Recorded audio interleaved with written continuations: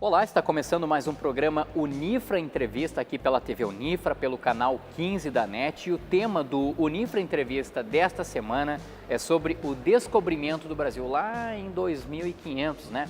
São 517 anos, vamos colocar assim já.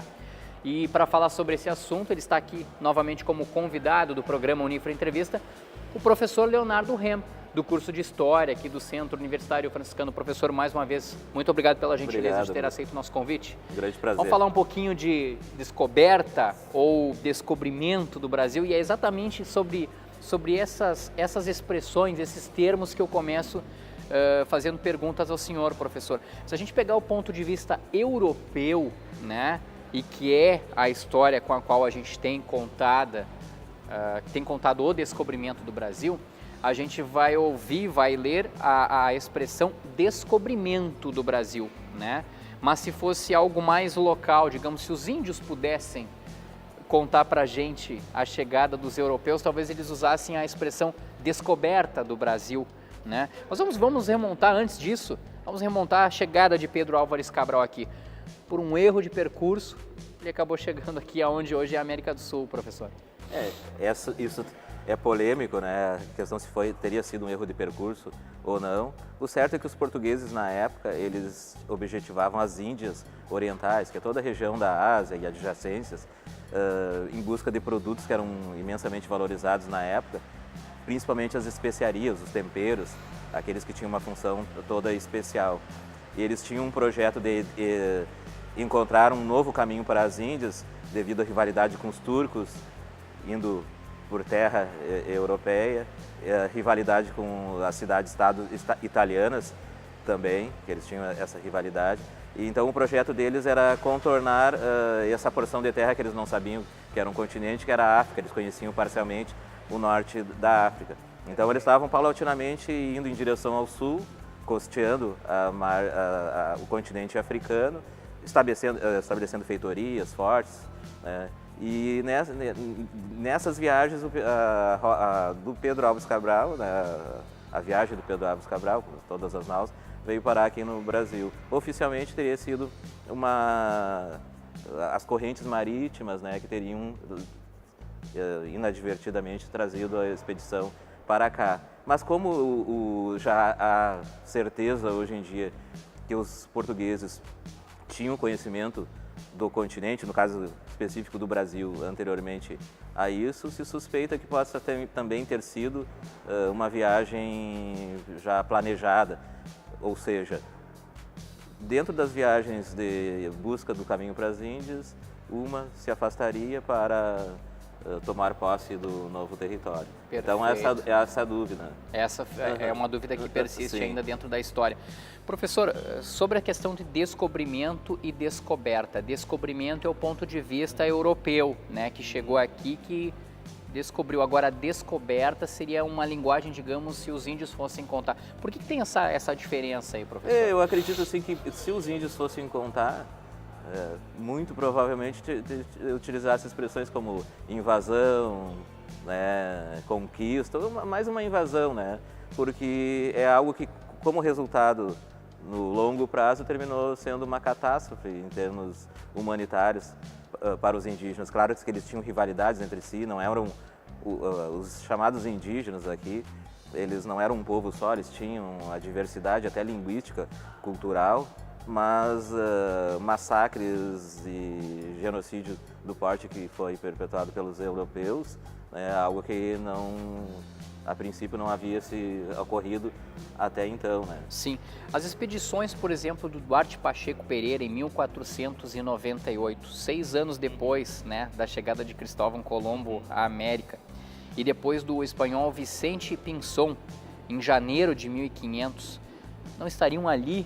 Não estaria exatamente nessas duas expedições a descoberta verdadeira do Brasil? Ali, de fato, teria sido descoberto o Brasil, e Pedro Álvares Cabral só veio confirmar aquilo que outras duas expedições já tinham observado? Primeiramente que hoje se contesta a expressão descoberta, né? A palavra descoberta. Na época era utilizado mais com o sentido de tomar posse. Mas se a gente considerar descoberta como descobrir algo desconhecido, aqui já habitavam pessoas, eles já tinham sua vida, então dá para contestar a palavra descoberta a conceituação, a utilização de maneira eurocêntrica. Mas mesmo assim, mesmo nós não entrando nessa polêmica em relação à palavra descoberta, os europeus, e especialmente os portugueses, hoje já há indícios e até provas, dá para dizer assim, concretas que eles teriam estado aqui antes. Há registro na documentação dessa viagem de 98 e até se suspeita que até antes disso os portugueses tinham conhecimento da terra aqui. E até com viagens, né? E em 1500 o interesse deles foi, até mesmo utilizando a palavra descoberta, que tinha mais o sentido de tomar posse, de mostrar para o mundo que oficialmente aquilo pertencia a eles e que eles reivindicavam para si, de posse do Tratado de Tordesilhas de 94, né?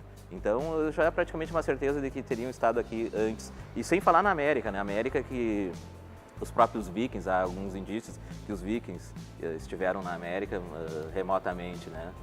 Antes, ou seja... Antes de Cristóvão Colombo. Cristóvão Colombo atracou na América pela América Central, é isso, professor?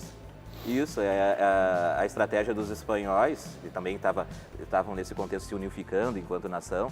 A estratégia dos espanhóis, ao contratar o Cristóvão Colombo, era fazer uma viagem de volta ao mundo, circunnavegação, de posse de teorias já estabelecidas na época, de que o mundo era esférico, né? E nem todo mundo acreditava. Havia até uma descrença de parte de, que a gente possa dizer, intelectuais, né? Mas era a estratégia deles para chegar às Índias, dar a volta ao mundo e chegar nas Índias Orientais, que era o objetivo das nações que estavam se unificando nesse período. Praticamente todas elas estavam em busca de produtos das Índias Orientais. Como eu falei, principalmente as chamadas especiarias. Tanto que a denominação população nativa aqui do continente americano de índios, ela se deu porque a expedição do Cristóvão Colombo chegou aqui e achou que estivesse nas Índias, né? Posteriormente se verificou que era um novo continente. Mesmo que se suspeitasse que existiriam terras para cá, não se sabia a extensão, o porte dessas terras, né? Então o Cristóvão Colombo, ele não sabia que tinha encontrado, né, tinha chegado, melhor dizendo, num novo continente. Somente Américo Vespúcio, posteriormente, que deu essa certeza, né? Sim. Os povos que habitavam o Brasil na época da chegada de Pedro Álvares Cabral, eles viviam, professor, meio que na Idade da Pedra, assim. Tinha uma agricultura bem incipiente, né? E uma pecuária também, a domesticação de animais, né? Principalmente porco do mato e capivara. De fato, era assim mesmo, eles viviam de uma maneira, digamos, na Idade da Pedra mesmo, muito atrasados em relação à civilização europeia? Sim. Hoje em dia, faz um bom tempo que os historiadores, especialmente antropólogos, contestam essas comparações como se todas as sociedades humanas passassem pelas mesmas etapas de desenvolvimento. Então, a gente, utilizando a expressão eles estavam na Idade da Pedra, é como se eles fossem similar à civilização europeia, né, que é o nosso padrão eurocêntrico, antigamente, né? Os antropólogos desde o final do século XIX, início do século XX, contestam a visão de que todas as sociedades devam passar pelas mesmas etapas de desenvolvimento.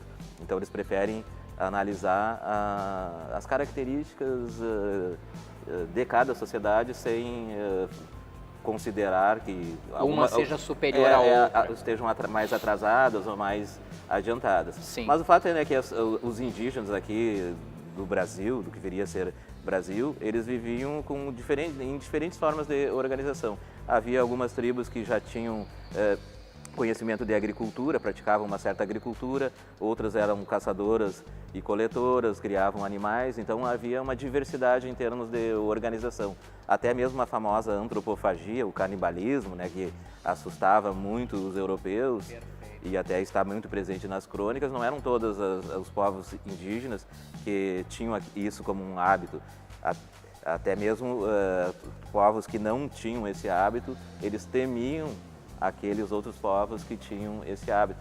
Também não entendiam, assim, não fazia parte da sua cultura. Perfeito. Eu quero aproveitar exatamente essa situação que o senhor fala, professor, dos diferentes povos, porque a gente tinha no processo de colonização do Brasil os tupiniquins, né? E os tupiniquins apoiavam os portugueses em um dado momento da história, e os rivais dos tupiniquins eram os tupinambás.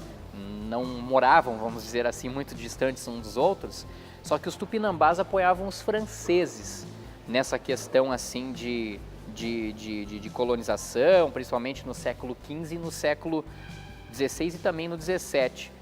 E houve briga entre eles, né? Houve guerra, houve disputa entre tupiniquins e tupinambás, principalmente objetivando atacar a América já considerada, digamos assim, portuguesa. Gostaria que o senhor falasse um pouquinho para nós sobre essa briga das tribos, daqui a pouco até já defendendo o povo português ou o povo francês aqui na América.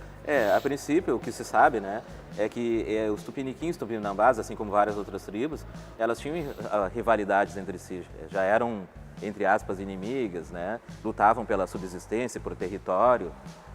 A história não começa, a história desses povos não começa a partir da vinda dos portugueses e franceses para cá. O que ocorre é que portugueses vindo para o Brasil, tomando posse do território, eles esperavam que as outras nações europeias que também estavam se formando não reivindicassem para si esse território, né? E não foi o que ocorreu. França, Holanda, posteriormente, eles passam a mandar para cá os corsários, que eram piratas oficiais ou piratas individualmente, né? E porque eles têm pretensão no território, eles não concordam com o Tratado de Tordesilhas de 94, chancelado pelo Vaticano, que dividiu o mundo entre portugueses e espanhóis. Então eles vêm para cá tentando se estabelecer. Os franceses até criaram a França Antártica, na região que é hoje o Rio de Janeiro. E as rivalidades entre os indígenas foram aproveitadas. Então, a partir do momento que os portugueses se aliam com uma tribo, né, os franceses também promovem buscam amizade, a mesma estratégia para utilizar aqueles indígenas como um contingente militar na guerra. E foi o que ocorreu.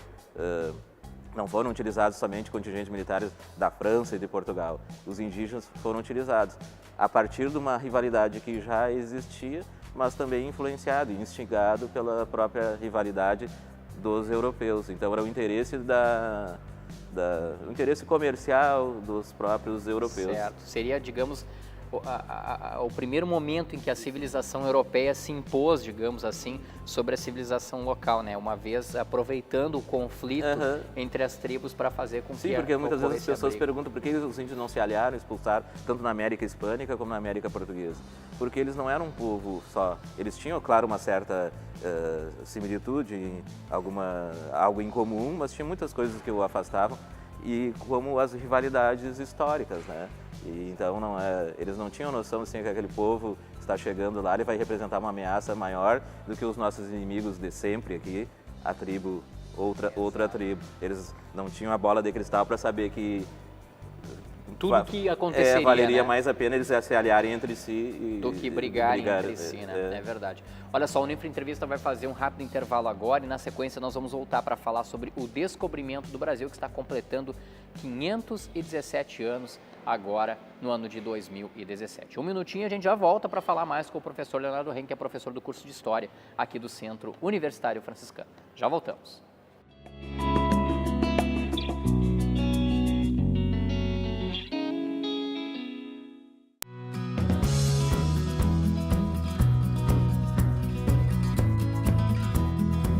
Se você gosta de música, tem uma banda ou algum trabalho solo autoral e tá a fim de divulgar sua arte, eu te faço companhia no Estúdio Cultural todas as quintas-feiras aqui na TV Unifra.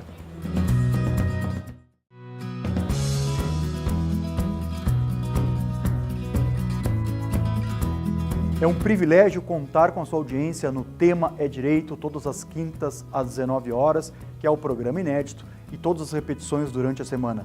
Um programa plural, democrático, em que discutimos assuntos jurídicos e em áreas relacionadas.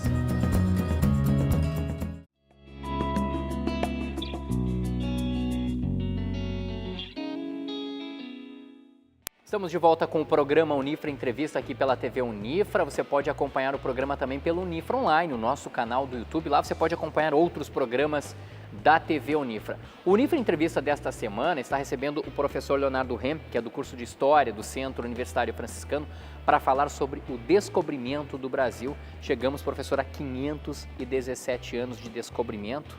né? Alguns dizem que não foi um descobrimento, de que os portugueses já tinham conhecimento aqui do Brasil. E se nós tivéssemos sido colonizados por espanhóis, professor, não pelos portugueses, se os espanhóis tivessem chego aqui, tivessem visto os índios, a história teria sido da mesma forma, teria acontecido um genocídio também de índios, enfim, a nossa língua, claro, seria diferente, mas o que teria sido, a gente poderia imaginar de que poderia ter sido diferente de como foi com os portugueses? É interessante como exercício, né, nós pensarmos assim, apesar de que os historiadores sempre falam, né, que não existe o C em história, porque são N variáveis, tantas variáveis de circunstâncias, que aquilo que não ocorreu poderia ter infinitas possibilidades, não poderia como prever, não haveria como prever. Mas como exercício é bem interessante, a gente faz isso nas aulas também. Mas assim, a civilização, a colonização portuguesa e espanhola na América, elas diferem em muitos aspectos e tem algumas aproximações. Os espanhóis, a princípio, eles providenciaram uma autonomia maior para as suas províncias, para os seus vice-reinados, dividiram em vice-reinados e se preocuparam em criar universidades, por exemplo, né? Algo que a América portuguesa, os portugueses não fizeram, pelo contrário, os portugueses proibiam a existência de universidades, proibiam a existência de imprensa, a impressão de livros e a própria imprensa, a partir do momento que ela surge no mundo, né? Então havia um projeto mais centralizador, a princípio, da América portuguesa, né? E em relação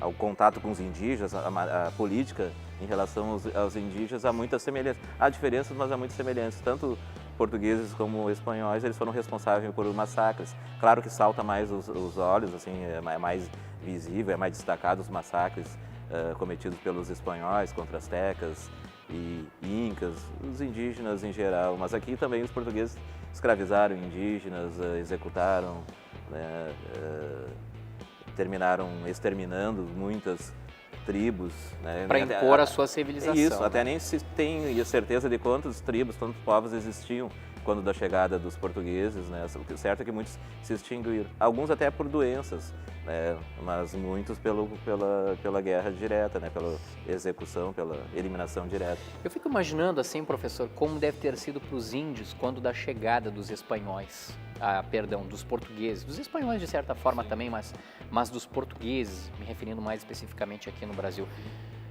É um exagero eu fazer essa comparação assim, por exemplo, quando os portugueses chegaram aqui, os índios tiveram a impressão, né, de como se hoje, por exemplo, a nossa civilização recebesse, por exemplo, a chegada de extraterrestres aqui na Terra. Foi mais ou menos assim, porque a civilização europeia estava muito adiantada, digamos assim, sob o ponto de vista da nossa contemporaneidade, Da né? nossa perspectiva. Da nossa perspectiva de vida em relação aos índios. Foi um impacto, foi um choque grande, tal qual chegassem extraterrestres hoje aqui na Terra?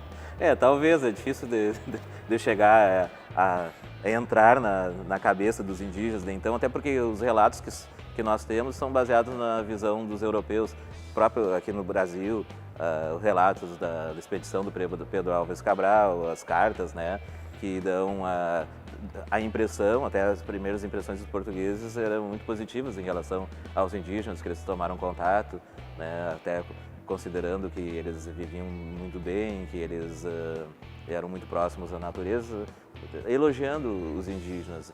E os indígenas desse primeiro contato aqui no Brasil, a princípio, também tiveram mais ou menos, pelo menos uma atitude, não se tem como entrar na subjetividade deles, né, porque não há relatos nesse sentido. Eles não chegaram a se assustar, né? Foi um contato amistoso, aquele da primeira expedição do Pedro Álvares Cabral. Sim. Mas logo na sequência, daí a situação já mudou bastante. Já mudou, até porque eles foram escravizados desde cedo, né? Especialmente no início para coletar o pau-brasil, derrubar as árvores, fazer o transporte do pau-brasil para os navios. Algo que no início começou de maneira amistosa, um acordo de troca de mercadorias aqui. Posteriormente, com a sua resistência, eles terminaram sendo escravizados, né? Sim. E evidentemente, claro que isso causa bastante impacto. Outra curiosidade, professor, eu não sei se é da maioria das pessoas que nos acompanha, o dia 3 de maio já foi celebrado também como data de descobrimento do Brasil, né? Não sei se o senhor tem conhecimento disso. Olha, o descobrimento do Brasil em si, ele foi registrado posteriormente, né? Anunciado para o mundo e definido, não há uma certeza, né, de que qual teria sido realmente a data de descobrimento. Geralmente ocorre uma definição oficial posterior, né, e isso passa para os registros, né. Então há um período no tempo assim bastante com várias possibilidades de ter ocorrido realmente a chegada. Mas né? o que se sabe de fato é que foi por volta do mês de abril, próximo à Páscoa. Isso se tem um registro. Isso, porque as viagens também elas duravam, né, meses e anos, né? Então o registro vai ocorrendo, mas não é algo assim que seja totalmente de uma certeza total, né? Sim. Era o período e eles faziam os registros dessas viagens até porque tinham interesse e que aquilo servisse de conhecimento para as futuras viagens também, né? À medida que eles iam avançando. Como eu falei, os portugueses eles tinham a intenção de chegar às Índias, né? E toda essa rota estabelecida visava continuar controlando aquelas zonas comerciais na África, controlando posteriormente o próprio território aqui brasileiro, né? Em algum momento, a gente consegue também imaginar, voltar para o C lá na história, se os portugueses ou os espanhóis não tivessem essa ganância de querer conhecer novas terras e tudo mais, a tendência é que nós aqui na América ficássemos mesmo alijados do mundo, ou passados 500 anos, acredito que não, né, professor? Porque com certeza alguém ia procurar alguma maneira aqui de nos localizar aqui, de encontrar a América. Ocorreria um desenvolvimento autônomo, né? Tal qual os maias, os astecas, com as especificidades. As trocas culturais, os contatos culturais são algo assim que são frequentes, né? São, digamos assim, inerentes à história da humanidade como um todo, né? E influências daqui, de lá, a aculturação, né? O que se critica tanto, né? O que se avalia tanto de maneira, digamos assim, negativa, é o fato da imposição, né? Algo forçado, impor a tua cultura, exterminar aqueles que não aceitam, né? Então isso que há uma desigualdade nesse sentido aqui, que é uma imposição de um modo de vida em detrimento ao outro. Já existia. A aceitação, eles tinham já tinham a cultura, viviam harmoniosamente, claro que isso não quer dizer que idilicamente, aquela visão que muitos têm, o bom selvagem, não, eles tinham seus conflitos, eram violentos, assim como os portugueses também eram violentos, os europeus eram violentos, mas eram sociedades que tinham história, né? Tinham as suas permanências e transformações, assim como os europeus, né? Claro que, como exercício, assim, dificilmente se permaneceriam isolados, né? Entrariam em contato, mas um contato não precisaria certamente se dar da maneira como ocorreu. Como ocorreu. Não com tanto genocídio, com tanta morte, com tanto conflito. E até mesmo era bem comum, né? Tem um exercício, algo assim que é bastante comum, né? Popularmente, até academicamente. Se os holandeses tivessem colonizado, porque os holandeses estiveram aqui no Brasil, o Pernambuco, praticamente na íntegra, foi dominado pelos holandeses, depois eles foram expulsos. Nós não seríamos mais avançados, porque os holandeses eram uma civilização mais influenciada pelo humanismo, né? Tinha uma visão mais aberta e tudo mais, mas o fato é que os holandeses também, na sua colonização mundo afora, eles fizeram algo similar a que os espanhóis e portugueses fizeram, que eles estavam competindo entre si, eles queriam explorar essas novas terras. Eles não estavam preocupados com o desenvolvimento daquela nova terra, então eles queriam sugar ao máximo. Então os holandeses também escravizaram, também sugaram as riquezas de outras nações, que era algo que era o contexto da época, de competição entre essas nações europeias pelo controle de fontes, matérias-primas, com o intuito de superar as outras nações no que eles consideravam a balança de comércio mais favorável possível. Exatamente. Professor Leonardo, muito obrigado mais uma vez por participar aqui do Unifra Entrevista. Nosso tempo está acabando. O professor Leonardo Renha é professor do curso de História do Centro Universitário Franciscano e falou com a gente hoje sobre descobrimento no Brasil. Muito obrigado, professor, por ter aceito o nosso convite e participar do programa. Obrigado e até mais. Até a próxima oportunidade. O Unifra Entrevista vai ficando por aqui. Na semana que vem a gente volta. Eu quero lembrar você que você pode acompanhar o programa na íntegra, nas reprises do Unifra Entrevista e também no Unifra Online, o canal do YouTube da TV Unifra lá no YouTube. Você pode não só acompanhar o Unifra Entrevista, mas também outros programas da TV Unifra. Nós voltamos na próxima semana com um novo tema e a gente espera por você. Até lá!